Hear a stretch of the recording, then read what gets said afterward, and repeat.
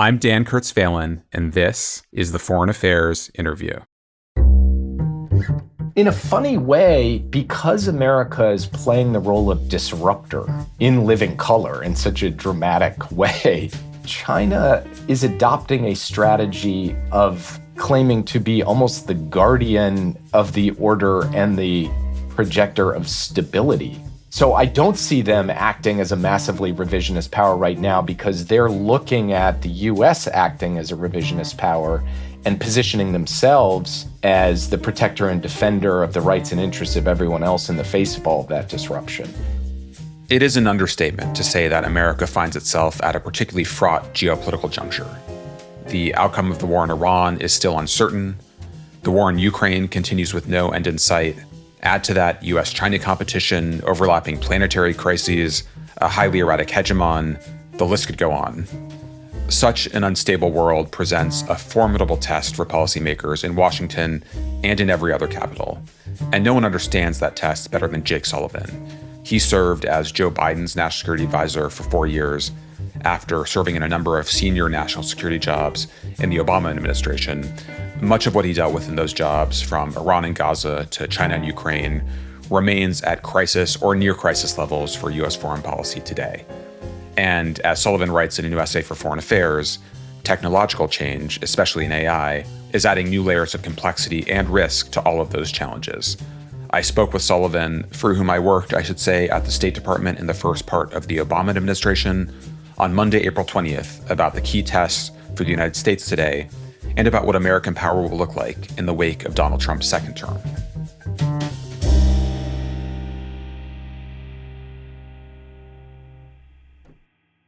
Jake, thank you for doing this. Thanks for having me. Long-time listener, first-time caller, I think. All right. Well, thrilled to have you on. It's been a long time coming. I want to start with your essay in our new issue. It's called The Tech High Ground. And it occurred to me while reading it, it's about the technology competition between the U.S. and China. But in reading lines like the very striking one you have in the intro, where you say that technological power is translating directly and rapidly into geopolitical power to a degree the world hasn't seen in years, it's really striking how quickly this shift has happened. And as you reflect back on the U.S.-China competition, as you've seen it, as you've been involved in it over the last couple of decades, were we missing the centrality of technology if you go back 10 or 15 years, or has something about the geopolitical context and technological progress made it central in ways that it wasn't before, if we step back and try to understand where we are?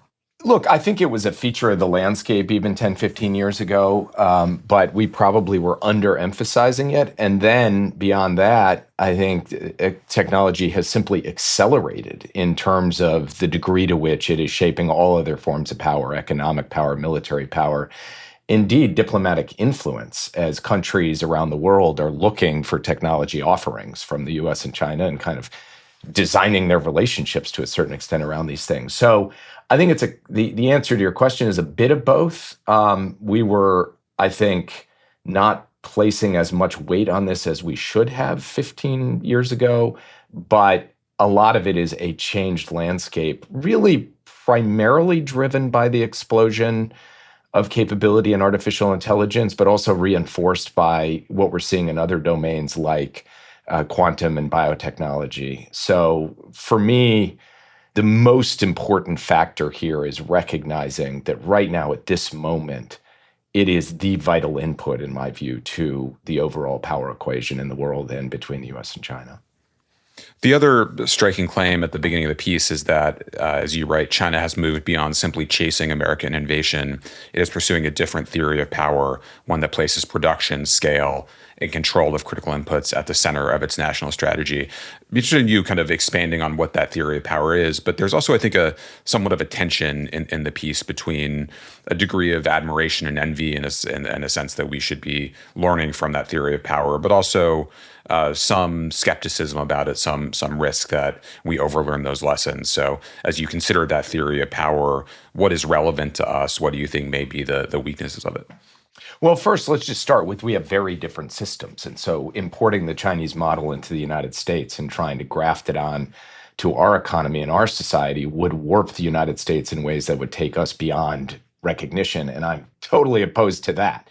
However, particular points that I think China has recognized to a greater degree than we have recognized are important. And one of them is this link between production capacity at speed and scale and the ability to innovate over time, chiefly driven through the mechanism of learning by doing, which, by the way, has a very long history to it. It goes back to the Industrial Revolutions, where a lot of the breakthroughs that you saw in the United Kingdom, particularly in the Second Industrial Revolution, were tinkerers who were making things and then learning through making things to make better things, and so on and so forth. And the US remains dominant in a couple of areas where we continue to learn by doing. Jet engines is one of them, where we've actually maintained production capacity and therefore maintain the ability to remain at the cutting edge, far beyond where China has been able to come despite their effort to grow a domestic industry. But China has done this across industry by industry, and they've done so with a very centralized, top-down, state-directed approach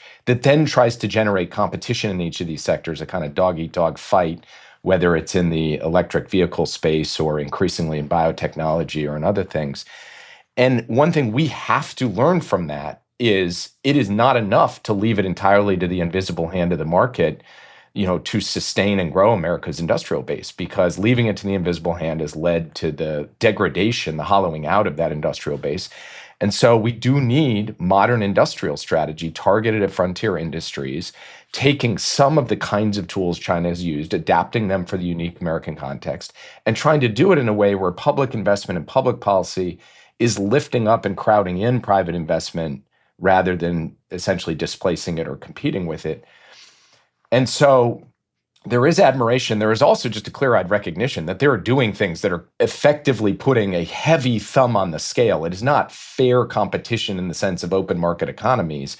It is China putting a heavy government thumb on the scale. And in reaction to that, the United States of America, I think, does have to re-embrace the idea of industrial strategy that we had gotten away from for a very long time.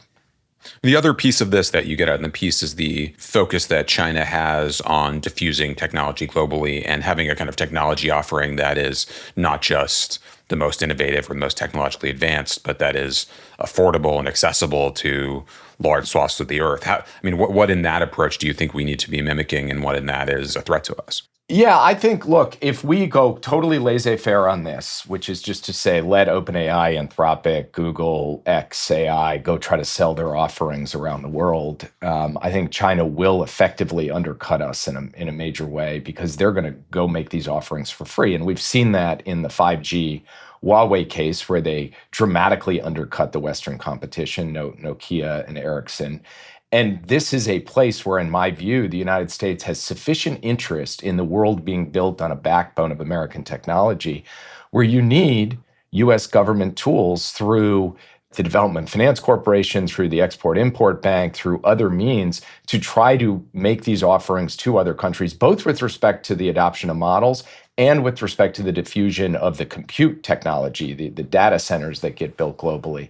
It doesn't have to be a literal competitive offering, because I think China will drive that to zero, but where cost is sufficiently reduced as an overall gap between the US and China, that countries can look at the quality the US is offering and all of the benefits of being part of the American technology ecosystem. The Trump administration has made a lot of noises about American dominance and about exporting the American technology stack. They have not really translated that into an effective global promotion initiative that involves some degree of concessional financing to make sure that, in fact, other countries are adopting American technology in the American stack. And I think we have to do that. There does seem to be an interesting disagreement or tension between the Biden administration and Trump administration approach to this. You were central in shaping the Biden administration's strategy here, which you've described both when you were in government and in the piece as small yard, high fence. The Trump people who are doing this, David Sachs and others, think that those controls weren't effective, that it was too restrictive. How do you understand the kind of underlying theoretical arguments there? And is there anything you would take from the Trump approach that you think is actually a better idea than what we were doing a few years ago? Well, so there's a couple elements to the sort of fundamental differences between the Biden approach and the Trump approach. One has to do with just the basic question of whether safety and risk should be something the government is working on to try to manage for through any form of regulation, be it very, very light touch to heavier touch. And the David Sachs view is let the private sector cook, laissez-faire, no regulation, safety is overrated. Safety is essentially a watchword for slowing down in the face of intense competition with China. Leave this in the hands of the private sector. I think even that is changing for the Trump administration with what's happened with this Mythos model that Anthropic has developed but not yet put out into the public. I think they are recognizing, in fact, that safety and risk do matter and that the government does have to have a word on this issue and cannot purely leave it to it happening to be Dario as opposed to someone else who produced this model and decided not to put it out when it could represent a real danger. So that's one area where I actually think you will see the Trump administration, I predict, move to a certain extent. The second area goes more to the heart of your question, which is at the end of the Biden administration, we had something called the diffusion rule. And this was about how you sell the most advanced computer chips that power AI models to other countries. And we essentially had three tiers. The first tier was the closest allies, and that was more or less, open season for the sale of these chips. The third tier was competitors and adversaries, and that was highly restrictive. And then the middle tier was a balancing test. And that was, countries in the Gulf, India, others. And that balancing test was essentially trying to balance three things. One, we do want to sell chips because we do want to build data centers and we do want these countries to be part of the American technology environment and to have American models run on American chips, maybe on local applications in those countries. So that's one part of it. The second part of it is we're worried about security. We don't want those chips to leak out the back door to China. We don't want those data centers to be kind of open for penetration. We wanted high standard security at any of those facilities as they were getting built out. And then the third kind of point on that triangle of balanced interests is we did not want to end up in a world where most of the computing power to drive the AI revolution is built outside the United States and not in the United States, because that would replicate some of the challenges we saw with outsourcing of chip manufacturing in the first place or other forms of production where we became dependent on other countries for vital resources. Here, we thought it was very important to preserve a healthy proportion of the overall computing power in the US itself so that we're masters of our own destiny. So we balanced among those. But where I think there was agreement between the Biden administration and the Trump administration was, yes, we want an export of American computing capability, be it the models themselves or the chips to power the models. I think there was a disagreement about how to go about doing that. And right now, my big concern is that it will take a much more active and engaged strategy to compete with China's low-cost offerings. And I don't see the administration quite putting pen to paper or putting the rubber to the road on that. And I hope they will do so in the months ahead. What about the export control piece of this, the effort to deny the most advanced technology, most advanced chips to China? It's been, I think there are people who are not in the Trump administration who see the Biden approach as backfiring and prompting China to move faster. How have you read the evidence as we've watched a couple of years of this unfold? So I touch on this in the piece, and I think there are basically three major arguments that are very much worth contending with on this point. Maybe there are four. So the first is, oh man, you just incentivized China to indigenize. They were going to be dependent on the NVIDIA stack and American chip technology. And now you've created the greatest incentive ever for them to create their own advanced semiconductor industry in China. And they otherwise would have been addicted in the Howard Lutnick phrasing. Addicted. Exactly. This phrase, we're going to keep them addicted on American technology. First of all, anyone who knows the history of the century of humiliation in China, the Boxer Rebellion, the Opium Wars, the idea that China will remain addicted on Western conveyances is just kind of missing how the sort of Chinese perspective looks at all of this. But more to the point, I think that argument misses the actual timeline where China's public pronouncements from the very top that they were going to indigenize their chip stack, that they were not going to remain dependent on Western hardware, that began roughly in the mid-2010s, around the time of Made in China 2025, and then accelerated through the later 2010s with Xi Jinping himself speaking to this issue. And this was not merely rhetorical. They put huge amounts of money into it and continue to do so. Now, I'm not going to sit here and argue that the actual application of these chip restrictions doesn't create some further impetus, because now that you can't get the chips, you might work a little harder. That's just human nature. But do I think structurally, fundamentally, we could have bet on a future where China would remain dependent on the Western chip stack indefinitely? No, we would have just been kind of giving them chips to fill the gap between now and when they, had a completely independent and effective indigenous chip manufacturing capability. So I don't really buy that argument. The second argument is that it's just not working because China is able to keep pace at the frontier. This one I think is a little harder to parse, and I'm not the absolute expert on it because I think you really have to understand benchmarking and model capability and the like. But one of the things that is happening, in my view, is that China has adopted more of a fast follow approach, where the U.S. does have a decisive advantage literally at the frontier, meaning China's not able or has not yet demonstrated the ability, maybe this will change, to leapfrog the United States and take the lead at the frontier. And I think that is all about compute. And we're in the middle of that story because this should compound in the next year or two. And if it does, then the chip controls will have been very effective. It doesn't compound, but the U.S. still maintains a lead. The chip controls will have been effective. They will not have been as effective, maybe, as the most optimistic scenarios would hold, but it would still be effective. So that's kind of the second argument. Sebastian Mallaby made a version of this argument in a piece in the New York Times recently.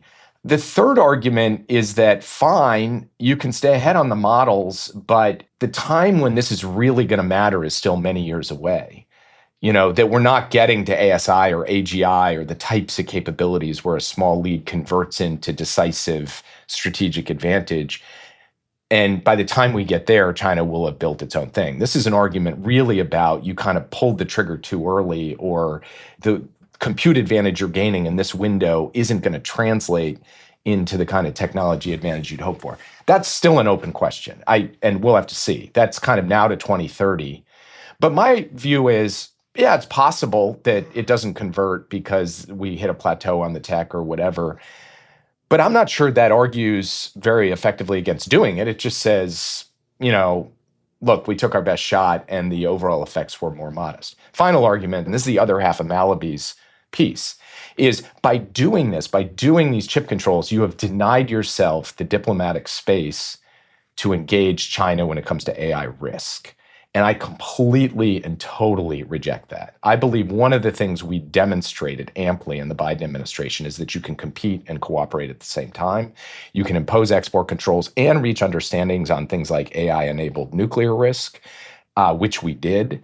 You can have government-to-government dialogue on AI risk, which we did, even while implementing these controls. And I don't accept that to get in the door for a serious conversation on AI risk with China, or to come to agreement on AI risk with China, we have to start by saying to them, we've removed all the controls, so please be nice to us. I think that is simply a kind of a mental model error and is not required. And so my view is, and I say this in the piece, compete vigorously, but absolutely we should be sitting down with China at very senior levels to work through these risk issues and try to come to some common understandings on the way forward. One of the tech high grounds that you focus on in the article is integration of AI into military applications. We've seen this I think, kind of moving much faster than many of us would have expected in the war in Iran and elsewhere. We saw the very interesting back and forth between Pete Hegseth and Dario Amodei, the head of Anthropic, a few weeks ago over whether Anthropic could set restrictions on military use and autonomous systems especially. It does seem, as we've watched this, that in some ways the horse is out of the barn, that things that we're seeing now would have shocked us a few years ago, and some of the debates about safety and constraints and restrictions seem a little kind of quaintly high-minded. But I'm curious how you, as you've watched the war in Iran especially, but also how quickly this has developed over the last year and a half or so, whether you think we need to rethink our approach here, that the way we thought we could constrain this just simply won't work at this point.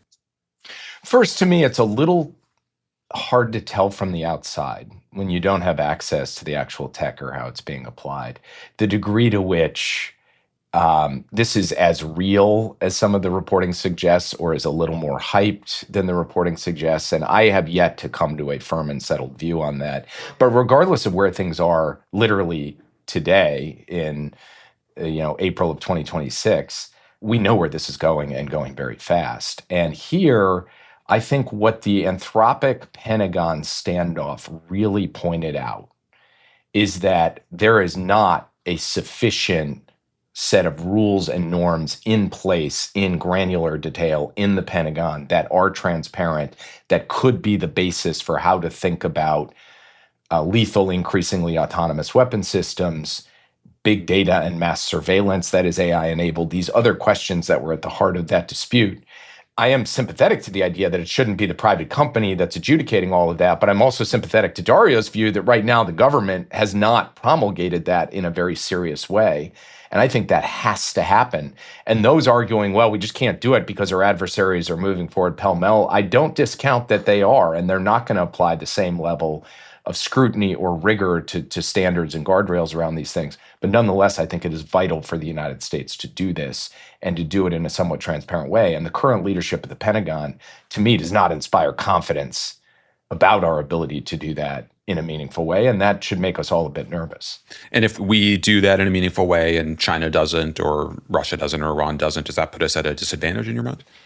So to a certain extent, yes. It's hard to argue that if they're just kind of moving unfettered on some military basis, they have a certain advantage. I think one that requires us to get into this dialogue I was talking about, to try to get some agreed guardrails.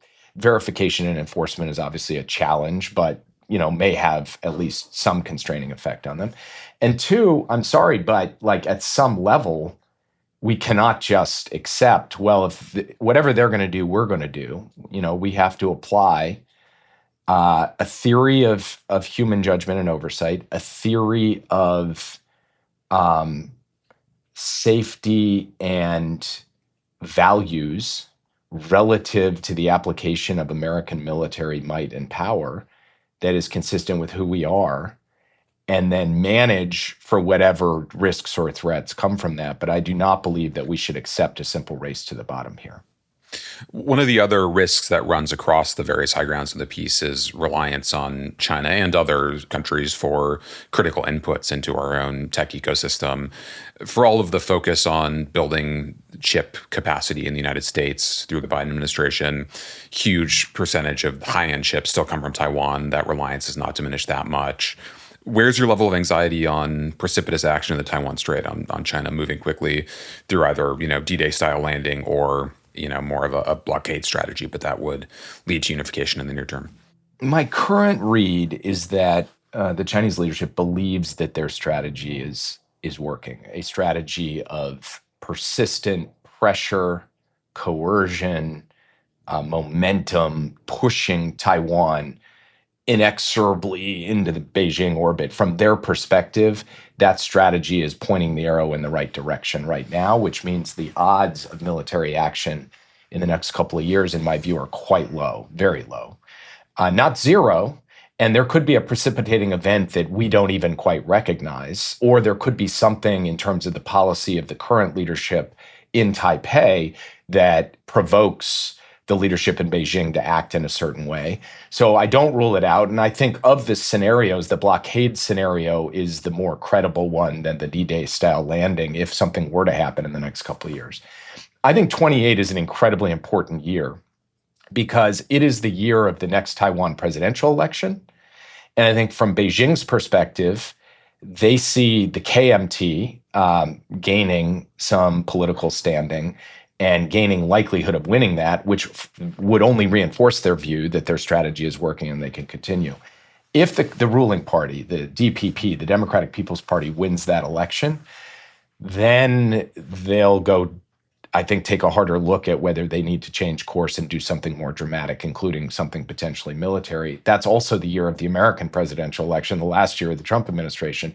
So we should look at that time. I think it will be important. It was striking to me that the party leader of the KMT showed up in Beijing in a quite interesting posture of almost sort of supplicant, and Beijing really played that up. I think that is just a reinforcement of their idea that the tide is going their way and they should play out this string, not to mix metaphors, for a bit longer. And so that, for me, makes me think the odds of military action are not that high. Do you think they're right? Do you think those analysts in Beijing have the correct read of the situation? I mean, on the politics of what's going to happen in 28, look, I have a hard time predicting anything about what's going to happen in America in 2028. So for me to predict what's going to happen in Taipei would be folly. But they have evidence, they have reason to think that the current president is not that strong politically in Taiwan, that he won the last election with less than 50% of the vote, that the KMT has a decent shot of winning, that they have, through propaganda and payoffs and other things, China has a fair amount of influence on Taipei that is injecting itself into the political conversation. I think all of that is right. I do think one variable that I'm not sure how they assess it or how they weight it is just like where generationally young people in Taiwan think of themselves increasingly with an independent identity. So is there something deeper and more structural that will just make the actual realization of this Chinese strategy more difficult than they think? That's a question I have. And also there's the time horizon. I mean, how patient will China be? For example, does Xi Jinping think, I need this resolved by the time I leave? And that puts a clock on it, at least an actuarial clock, if not an actual political clock. And so I think there's some uncertainty about years out from now how this strategy plays out. But I think over the next 2 to 3 years, the picture is a little bit clearer, and it means the risk of military action is not zero, but considerably lower, I think, than a lot of people have suggested. I went back and read a piece that you wrote in 2018 for Foreign Affairs called The World After Trump during the first Trump administration. We're still not in that world, I suppose, but there was a line that jumped out at me about China where you wrote that China has far greater capacity to upend the global order, but will be cautious in attempting to do so in the near term. Do you think that caution has eroded this second time around? It's interesting. In a funny way, because America is playing the role of disruptor in living color in such a dramatic way, China is adopting a strategy of claiming to be almost the guardian of the order and the projector of stability. So I don't see them acting as a massively revisionist power right now because they're looking at the U.S. acting as a revisionist power and positioning themselves as the protector and defender of the rights and interests of everyone else in the face of all of that disruption. Now, that's not static. I don't think it means that China just wants things to go back to how they were as opposed to how China would want to push them. But it does mean that their strategy is not cautious, but it's subtle. It's subtle shifts in what a status quo that emerges on the back end of a second Trump term looks like. It's not some radical rethink of things, but where China is increasingly at the center of the action because they are the party that can look at everyone and say, while the United States is doing all of this bull in the China shop stuff, you can count on us. You can count on us economically, technologically, diplomatically. You can count on us to be more predictable and more willing to work with you and to be respectful of you than you can count on the United States of America. And I think they will look to convert that into more durable strategic and geopolitical advantage in the years that follow Trump. And they're essentially trying to take advantage of an opportunity that they see as very much open because of the way the Trump administration has acted. When you watch your former frequent interlocutor, Wang Yi, and Xi Jinping try to make good on this opportunity, do you think they're doing it well? Are they playing this skillfully? Well, first, I think it was Napoleon who said, never interrupt your enemy when they're making a mistake. I don't want to overclaim just how proactive this is. I think a lot of it is falling to them quite readily, and they're taking it. So they're not acting in dramatic ways. And I think, in a sense, that's smart from their perspective, is like not to try to overreach here. But basically, yeah, I think their style of diplomatic communication, their outreach to America's erstwhile allies in Europe and Asia, their communication to the global South, their subtle posturing on this war in the Middle East as they, kind of let it be known that they're a little bit standing behind Pakistan and the like.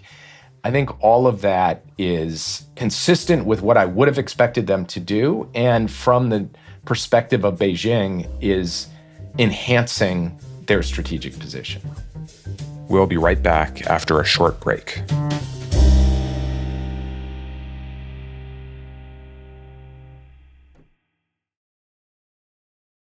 Let's go to that war in the Middle East. I should say we're recording on Monday morning, April 20th, and it's obviously hard to say where things will stand in the war or in the negotiations in a couple of days when this episode is out. But you spent a lot of time negotiating with the Iranians.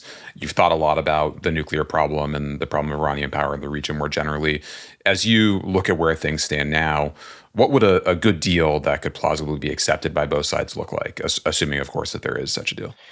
Well, I'll start by saying I do not think there can be a deal if the United States holds to the line that Iran has to completely surrender in perpetuity its right and capacity to enrich uranium. I think the Iranians will regard that as surrender and they will not do it. That's my conviction. If I'm proven wrong, whether this week or in the future, so be it. But I would start from the premise that you're not going to get complete surrender. So what does a deal look like? A deal looks like a limitation on enrichment. And in this case, that can be a total suspension because there is no current enrichment operating in Iran because of the 12-day war last year for a period of years. The disposition in some way, whether shipping out or neutralizing or downblending the highly enriched uranium stockpile that's inside Iran. The return of meaningful, verifiable inspections across the entirety of the nuclear enterprise in Iran. In exchange for sanctions relief. And you know what? That looks a lot like the Joint Comprehensive Plan of Action negotiated in the Obama administration and that President Trump pulled out of in 2018. The timelines may be a bit different. The exact nature of the restrictions on centrifuges and enrichment capability may be a bit different, but the fundamental architecture of the deal, I think, will end up looking quite similar if there is to be a deal. And reports suggest that that is essentially the type of deal that they are circling around. Whether both sides can ultimately say yes to it, we will obviously find out here in the days and weeks ahead. So that's what I think a deal should look like on the nuclear program. And no, I do not believe we should hold that hostage to maximalist demands on missiles or on proxies. Just as we didn't do that in the Iran nuclear deal, I don't think it makes sense to do that now. So in the unlikely event that you got to take, I don't know, Steve Witkoff or Jared Kushner's seat in negotiations this week, you think you could get to that deal in the relatively near term? It's hard for me to answer that because we're all basing this on the reporting that we're seeing come out of it. We're not in the room. And I do think there's a wild card on the Iranian side where their decision-making has both become more harder line and also maybe a little bit less centralized because of the loss of the supreme leader and the change in power and so forth. So the Iranian side is a little more unpredictable to me in terms of what they would agree to. What they will not agree to is pretty predictable. What they will agree to, a bit less so. But do I think that there is a deal to be had in this neighborhood of what I've just been describing? I do think so. One of the things that the obstacles in the way of it, honestly, is the method of negotiating that President Trump has. The Iranians are incredibly proud. They really don't like anything that smacks of them conceding or bowing in the face of pressure or bluster or military force. And President Trump, on the other hand, really likes deals in which he gets to spike the football and say, I made them eat this. So there is this kind of very practical issue with getting to yes on both sides, where if you go back and look at the JCPOA, there are a lot of sentences in that document that read like Iran announces that it will do X, consistent with Iran's plans, it will do Y. When in reality, it's a pure prohibition on some activity, but it's written in a way that makes it sound like Iran had a voice in that. Whereas Trump likes much more to say, they're prohibited, they're barred, we made them. And I think Witkoff is more of the kind of character who would, be able to do a deal that the Iranians could swallow, but the president himself does not operate that way. And so to me, it'll be interesting to see whether they can actually line things up. It's almost like he's willing to give ground on substance as long as he doesn't allow the other guy to save face, as opposed to the inverse. Exactly. So this is the opposite of Obama. Obama was like, whatever the wording in the document is fine as long as the substance is right. With Trump, it's like, as long as the atmospherics are right, I can give some ground on the substance. And the problem is the Iranians kind of think exactly the same way as Trump. So it doesn't fit as neatly together. But there is still, I think, a structural incentive on both sides to come to a deal at some point here. I can't predict that it's going to be really soon or take a while, but that's how it looks to me. How significant is the Hormuz card in this at this point? I mean, Trump administration was surprised by this. They should not have been had they listened, presumably, to their own intelligence analysts who would have pointed this out to them. But Iran has played the card. There's a lot of focus on it now. I wonder how much of a long-term change in dynamics this really is, though. So I think what's happened here is quite profound, which is a theoretical risk that Iran could close the Strait of Hormuz has been demonstrated as an actual capability. And I think that changes the deterrence equation. It means that Iran's credible threat to do this in the future is that much more credible. And the necessary restraint that will impose on everyone else, I think, is quite real going forward. And that is a big loss, I think, coming out of this war. Now, do I think they can get the strait back open? I do. Will it be on some terms that are different from how things were before? Probably. Whether it's formally tolling or not, Iran, I think, will exercise a greater degree of operational jurisdiction over the strait, perhaps in concert with other countries, than they did 2 months ago. I think that's just going to be a reality. So that, to me, is less practically important because I think all of that can be absorbed and managed. The real practical importance from a long-term point of view of deterrence and diplomacy is that now the Hormuz card is a card Iran knows it can play, and it therefore is something more powerful than it was before this entire conflict kicked off. And I'll just make one other point, which is I really believe that the reason President Trump didn't think that Iran would do this, would close the Strait of Hormuz, would attack Gulf oil infrastructure, is because after the 12-day war last year, when Iran really didn't react in any meaningful way, he became convinced that all these arguments that those of us who were pro-diplomacy were making, hey, you get into a war, it starts to get real bad, that we were just wrong, that we had totally messed up, that Iran was a paper tiger, they'd been proven as such, that they would essentially break if we hit them and they would not fight back in a big way. He took that lesson from the 12-day war last year. I think his overall risk appetite was then even further reinforced by the Maduro raid. And so he was prepared to just go pell-mell here and was surprised that what we'd all been saying all the way back to the Iran nuclear deal, that the alternative to a deal is war, and war brings with it these very severe risks and consequences, that's exactly how things have borne out. How do you read Iranian intentions on the nuclear front now, and especially when it comes to the risk that they could rush for a bomb covertly in ways that we might not be able to see given the lack of inspectors and the uncertainty, it seems at least, about how much highly enriched uranium might be buried thousands of feet underground at Pickaxe Mountain or elsewhere?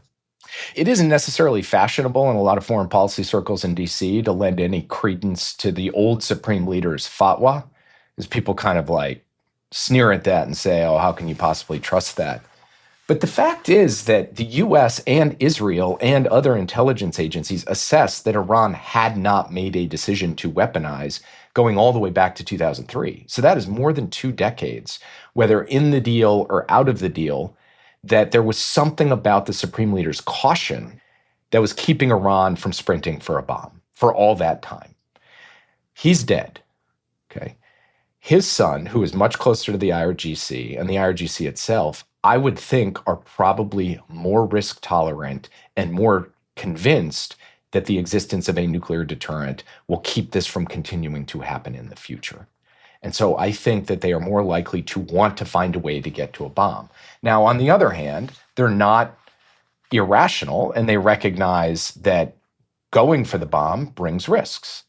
So they're going to play things, I think, where they might be prepared to do a nuclear deal, but they're also going to constantly be assuming that deal could fall apart at any time, and they need a theory of how they get to a bomb in relatively short order if, in fact, the deal falls apart. So I think they are actively planning for multiple pathways to try to get to a bomb, even if they're not going to dash for one in the immediate aftermath of this war. And then what I can't quite factor in is the degree to which they think the Hormuz card alleviates a little bit the need for a bomb. I don't know, probably not that much. But the one thing they will recognize on the Hormuz piece, closing the Strait of Hormuz is a much more kind of malleable, dialable option than actually firing a nuke at somebody. So there's no taboo against it in this case. Exactly. And it also can be incremented. It can be dialed up, dialed down. Some ships can come through. It can be turned on today, turned off tomorrow. So it has a reversibility element to it as well as the taboo piece. So I don't know how that factors in. But basically, I think the odds that you have Iranian leaders more determined to get a bomb today than they were determined to get a bomb a couple of years ago, yeah, those odds have gone up. What do you think the regional order, the Middle Eastern regional order looks like in the wake of the war? How has that changed as a result of this?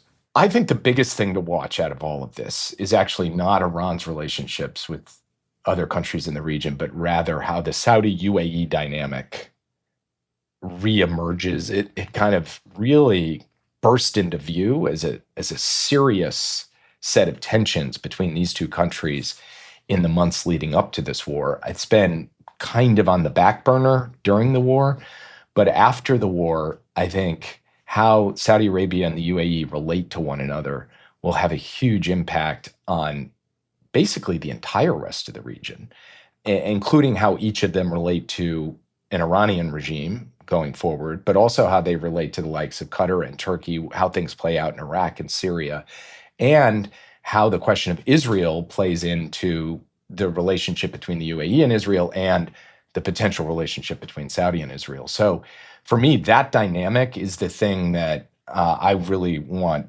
to take a hard look at on the back end of this, and the decisions those two leaders make about how they position themselves will have a huge impact on things. And I think Iran itself will look for a period to consolidate at home to ensure the kind of general survival of its proxy networks, even if they're bruised and battered. It will take some time then to think about exactly how it re-engages and where. But meanwhile, this Gulf dynamic, I think, is going to unfold in a much more rapid basis.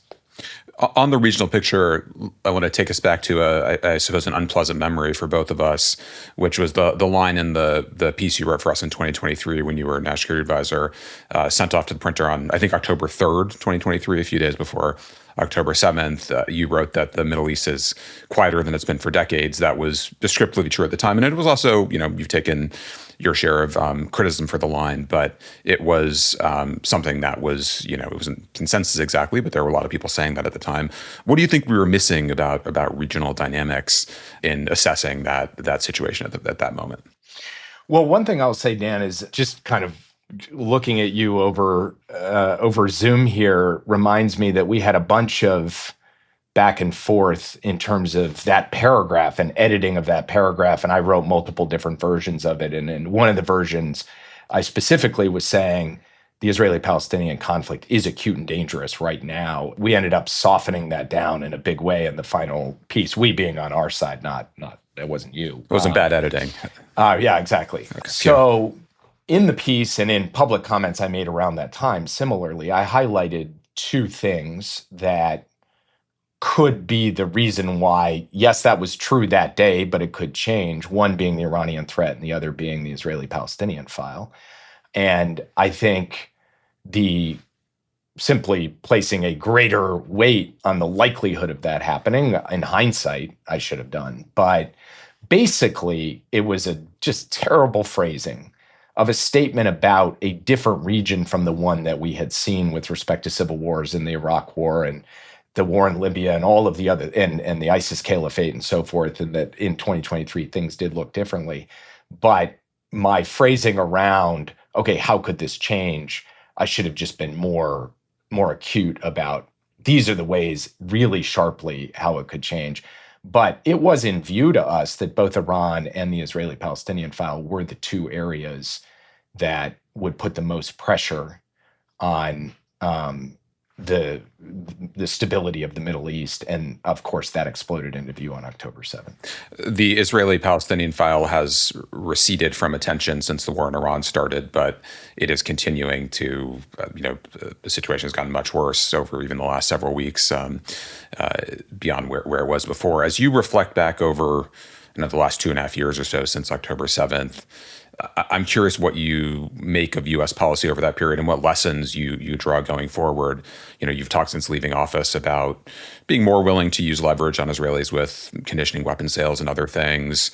As you look back at the approach that you and President Biden articulated shortly after October 7th, which is based on this idea that if we hugged Bibi, kept the Israelis close, we would have leverage over them. I know you can point to plenty of examples where humanitarian access or other things were achieved as a result of that leverage, but the arc of that does not look especially good, seeing where Israelis are in Gaza and what's happening in the West Bank. What would you do differently, and how should that change the U.S. approach to Israel going forward? So I've thought a lot about this. I've stayed awake a lot of nights. I basically think about it every day because of the suffering and the harm and the death. And everything from October 7th forward has just been a tragedy. It was a tragedy on October 7th, and it has been a tragedy for the Palestinian people since then. And, one conclusion I've drawn is that we should have done more to put pressure on the Israeli government to change their approach than we did. And what I'm still working through is exactly how and when, right? Like what specifically and when. But I will definitely say that just very straightforwardly. We should have done more to put pressure on the Israeli government. And, what we were trying to do throughout that period was get to a ceasefire and get the hostages out. And one of the things that happens when you're in the middle of negotiations like that is you kind of think, okay, there's a pathway to doing it. We can get it done this month. There's another meeting, and now we're going to make it happen. And let's not, totally disrupt the dynamic. We may be able to get there in May or June or July or August, and time just passed. We ultimately did get to a ceasefire and a hostage deal, and that was in place. And when Israel went back to war on the back end of that, I came out and said they should end the war. And then I came out and said that we should stop sending weapons to Israel because the situation was such that there were no longer credible military objectives to try to reach. And then more recently, there's been this whole issue of the President of the United States and the Prime Minister of Israel deciding to take our two countries to war together in Iran. I think a totally misbegotten war that we should not be in. And I advised U.S. senators who were voting last week on these joint resolutions of disapproval to vote against sending more weapons to Israel in this context. And so I think on a going forward basis, we have to just be very, very mindful of specifically what are U.S. interests and what are U.S. points of leverage and how do we apply them most effectively going forward. And that's a lesson that I've learned and will continue to learn as we go. Now, when it comes to the West Bank, we took the unprecedented step of creating an entire sanctions regime to sanction individuals engaged in settler violence in the West Bank.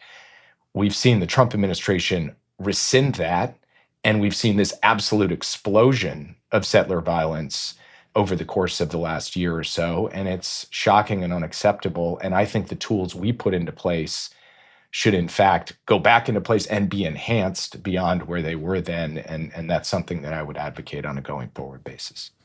How should we think about the U.S.-Israel relationship?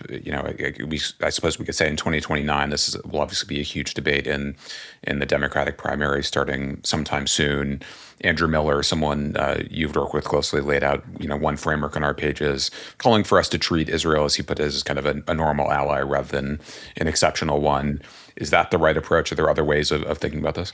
I think we should focus on Israel's policy approach, and if it is the same or in the same ballpark as we see it today, then that will have a huge impact on our security assistance to them. And I've, advocated in both last year and this year for withholding forms of military assistance as long as the policy remains of the kind it is. Now, if the policy changes, and frankly, if there's a different government in Israel, we're not going back to how things were before, but then we would have a different approach. And so I think it very much is context dependent, as it should be, in terms of what we are contending with. And then we just kind of ask the question, what are America's interests?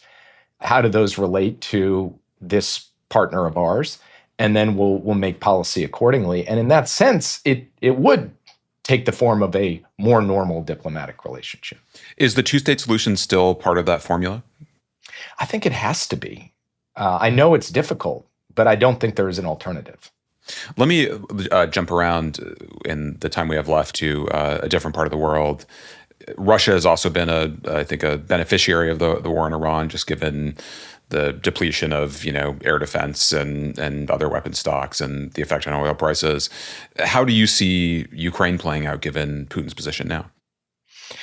Right now, it feels to me like this war is just going to keep going, almost indefinitely. It's hard for me to see the moment of when it comes to a stop, right? Like, from Putin's perspective, stopping the war is more risky than continuing it, both in terms of Ukraine being able to consolidate as a proud and fierce independent nation that gets stronger and stronger and more integrated into Europe, and with respect to him having to bring home hundreds of thousands of disaffected soldiers and to try to explain to his people what this was all about.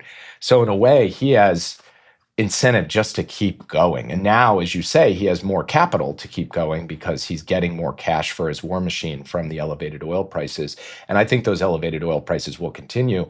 And if I read correctly, at the end of last week, the Trump administration actually extended the waivers on sanctions for Russian oil majors, meaning, in effect, that Putin is raking in the dough. So I'm very worried that this war will just persist and that Russia will keep just trying to grind on Ukraine, and Ukraine will have to continue to resist with the support of Europe. And with Orban out of the way, I think Europe will support to a greater extent than they did before.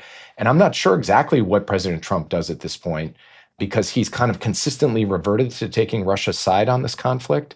Sometimes he starts leaning in the other direction, and then he invariably snaps back.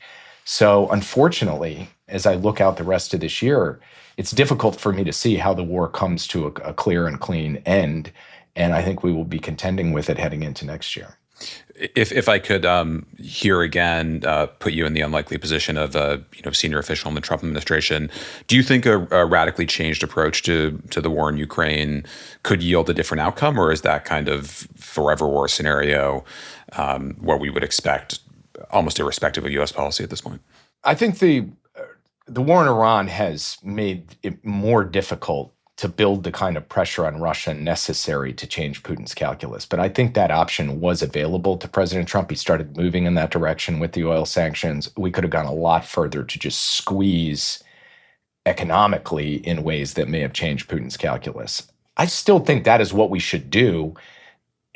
I don't think it's going to be a panacea. And then I think we should be providing Ukraine with a sustained and even expanded level of military and intelligence support. And then I do think that would hasten an end to the war. It wouldn't end it tomorrow, but it would end it more rapidly and on better terms for Ukraine than the current U.S. policy is pointing toward. And that's a negotiated solution that involves security guarantees and some concessions on territory. Which basically what the Ukrainians have said, more or less, that they are prepared to have as the basis for a just settlement of this war. I think we could move Russia into that zone with the right combination of support for Ukraine and pressure on Russia. So the other winner, one of the other winners of the war in Iran is North Korea. This is not a problem that we're spending a lot of time talking about right now. There are a couple of great pieces in the issue that your piece is in. You will not have read these yet, including one by Victor Cha, just noting how much the North Korean nuclear program, North Korean capabilities have been enhanced, have accelerated in the last few years.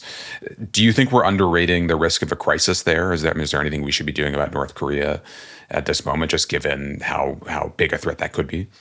It's interesting. In November of 2023, late November of 23, so not just weeks into the post-October 7th war and period of instability in the Middle East, I actually flew off to Korea for consultations with my counterparts there, because even then we were starting to see some risk factors about things North Korea might consider doing. And I wanted to make sure that even with a war in Ukraine and a war in the Middle East, we were not losing sight of North Korea. I think it remains a persistent risk for some significant event, whether it's a nuclear test or a long-range ICBM test or the testing of South Korea in some way.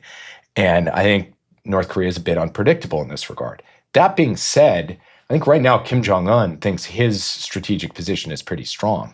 Capabilities getting stronger, support from the Russians, economic position bolstered by relationships with both Moscow and Beijing. And you now see the degree to which Beijing is leaning into that relationship to try to restore some degree of its influence that has eroded over time. So there are reasons to believe that Kim Jong-un feels he can just keep doing what he's doing. And we should put that into our assessment. But there's always the possibility of something out of North Korea. And if you take your eyes off it too cleanly and for too long, something will pop off. So I think it's important for the United States to maintain focus there. Do you imagine if you're back in government in the 2030s, say, that we'll be contending with serious allied proliferation or proliferation risk? I think the odds have gone up. I don't know if they've gone above 50%, but they've gone up materially from where they were before. And that's true both in Europe and in Asia. And then that kicks into the Middle East and elsewhere. So we are in a different nuclear age in a way because the contemplation of this is just a much more central part of the conversation in all of these allied capitals. And so I think this is something for us to very much worry about and work on. Let me close by going back to a piece you wrote in 2018. I think the first piece you ever wrote for Foreign Affairs. That's the essay called The World After Trump. And you made the argument there that the rules-based order will survive. I know you've since decided that it's unwise to ever utter the words rules-based order because it's politically not very helpful. But if we can linger on that concept, you said then that it would survive a term of Trump, but you weren't sure it would survive too. What is your assessment now, and what do you think we're looking at in the wake of this Trump administration?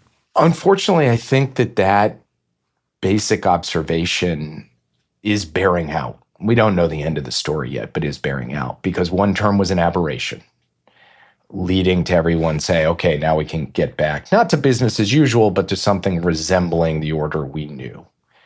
After a second term of Trump, I think just the recalculation of the relationship with the United States by every country in the world, and not just about what's happened in the past, but about what could happen in the future, given the unpredictability and the wild swings in American politics.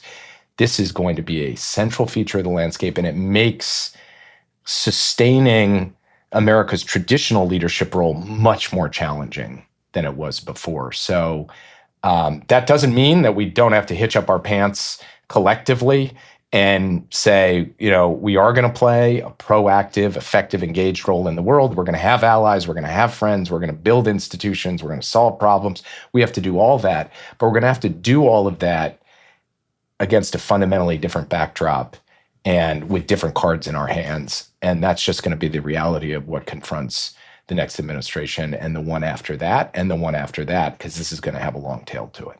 That will make for interesting debate in our pages and elsewhere over the next couple of years. So we'll hope to revisit those questions as we approach that point. But for now, Jake, thanks for the great piece on our current issue, and thanks for doing this today. Awesome. Thank you for having me, Dan.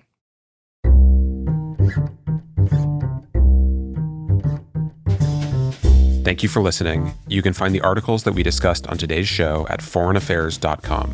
This episode of the Foreign Affairs Interview was produced by Rose Kohler and Kanish Tharoor. Our audio engineer is Todd Yeager. Original music is by Robin Hilton. Special thanks as well to Arena Hogan. Make sure you subscribe to the show wherever you listen to podcasts. And if you like what you heard, please take a minute to rate and review it. We release a new show every Thursday. Thanks again for tuning in.